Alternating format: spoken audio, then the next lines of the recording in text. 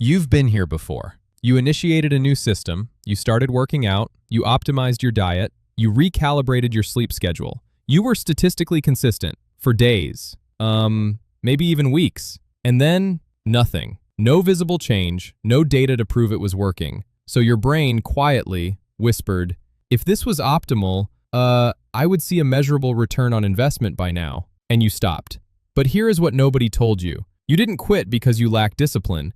You quit because your prefrontal cortex was actively overriding your systems. You were trapped in a measurable psychological anomaly. It is called the Valley of Disappointment. Today, we are going to run a cognitive test right here, right now, to find out exactly how your mind responds to this valley, whether you have the psychological baseline to survive it or whether it silently, controls you. Before we initiate the test, you must understand the architecture of the terrain. You cannot survive a psychological trap you do not understand. When we start a new discipline, our brain expects a simple, logical transaction. Effort goes in, results come out, a straight line. But reality does not work in a straight line. Week 1, you show up, nothing changes. Week 2, you show up again, still nothing. Week 3, you are consistent. The data is identical. Week 4, a quiet voice says, what is the point? That moment, week 3, week 4, that is the valley. James Clear details this exact phenomenon in his book, Atomic Habits. It is essentially mandatory reading for understanding behavioral architecture. I have placed a link in the description for your reference. He describes the valley like this. Imagine an ice cube sitting in a frozen room. At minus 15 degrees, you slowly raise the temperature. Minus 14, minus 10, minus 5, minus 1. The ice cube? It doesn't move. It, looks exactly the same. Then the room hits 0, and suddenly, it melts. That final degree did not create the change. It revealed all the change that had already been building. Your habits work the same way. The work isn't, wasted in the valley. It's stored. Most people quit at minus 1 degree. Now, let's test your cognitive resilience. I am going to ask you 5 questions. Each one reveals a different layer of how your brain, actually responds to the valley of disappointment. Do not overthink it. Go with your instinct. That is where your true behavioral baseline lives. Ready? Let's begin. Question 1. You've been going to the gym for 21 days straight. No missed sessions. But your physical composition looks, exactly the same. What do you do on day 22? A. Skip it. 21 days is a large enough sample size to know if a system is working. B. Go, but feel like it's pointless. C. Go, because you're building a foundation you cannot see yet. D. Completely change the routine. The current algorithm clearly isn't working. Here is what this question is actually measuring. Your relationship with invisible progress. Most people pick A or D. Psychologically, that makes sense. Our brains are wired for immediate feedback. It is a cognitive bias known as present bias, the tendency to overweight immediate outcomes and underweight delayed rewards. When you get an immediate reward, dopamine fires in your prefrontal cortex. When the reward is delayed, the signal weakens. This is not a character flaw. It is a predictable neurochemical baseline. But here is the unlock. People who answer C aren't more disciplined. They have simply rewired their reward system. Instead of asking, did I see results? They ask, did I execute the protocol? You do not need to see the results to know the mathematics are working. Every repetition inside the valley is a neurological deposit. Question 2. A friend asks you, are you a runner? You've been running 4 times a week for a month, but you haven't completed a race yet. What do you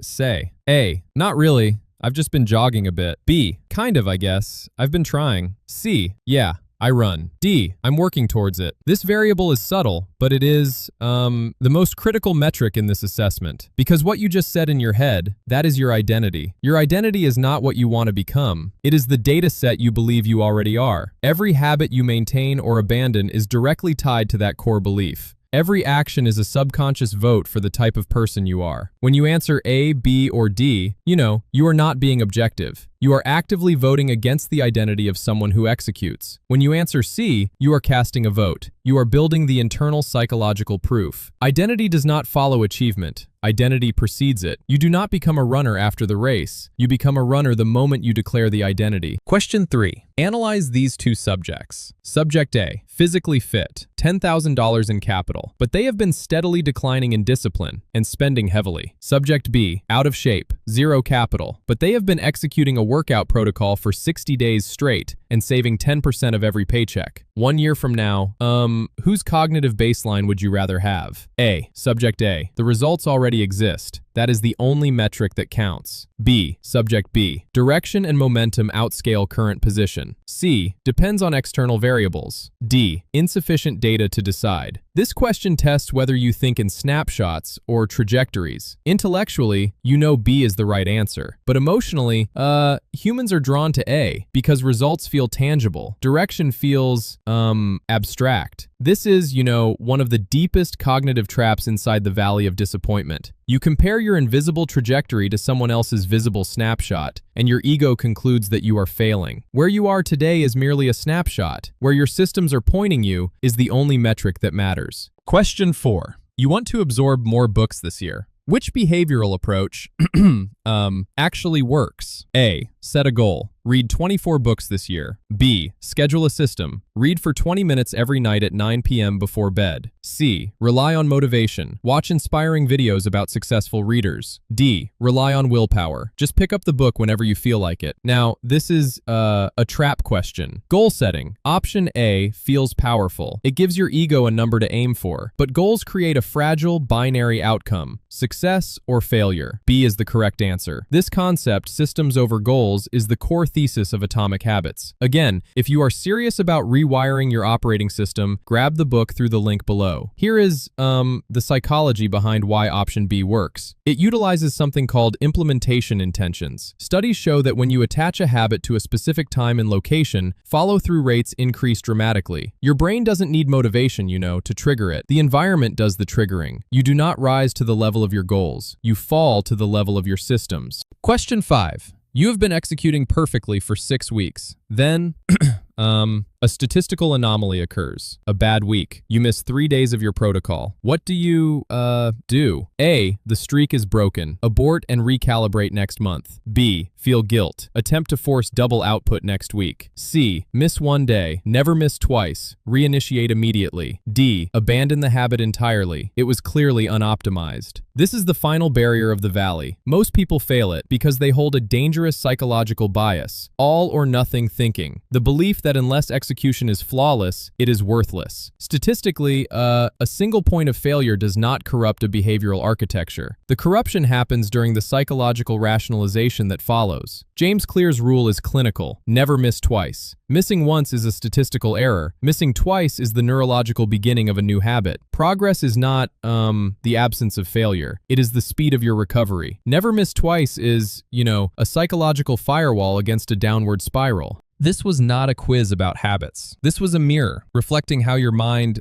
interprets the gap between effort and results. If most of your answers were A or D, your brain is optimized for immediate certainty. The valley feels unbearable to you because you have not yet built trust in invisible progress. If most of your answers were B, the gap between your intellectual knowledge and your emotional execution is your primary bottleneck. If most of your answers were C, you have begun to rewire. Your objective now is to protect that architecture and make it automatic. The valley does not mean your systems are, failing. The valley means your systems are building. They just haven't crossed the 0-degree threshold yet. Here is your final cognitive challenge. Select one system you have abandoned. Commit to it for the next 7 days. Not for, visible results, but to begin building psychological trust with the valley. If you want to fully understand the mechanics we discussed today, I highly recommend picking up a copy of Atomic Habits. I have placed my affiliate link in the description below. Getting the book through that link directly supports, the clinical research and analysis on this channel. Drop a comment below and tell me, which of the 5 questions exposed your psychological blind spot the most? I read the data on every single comment. Now, you know how to build the system, but do you actually have the cognitive baseline of an outlier? In my last video, I broke down 7 clinical signs of rare intelligence, things the top 1% do quietly inside the valley. Click the video on your screen to take the next assessment. I will see you there.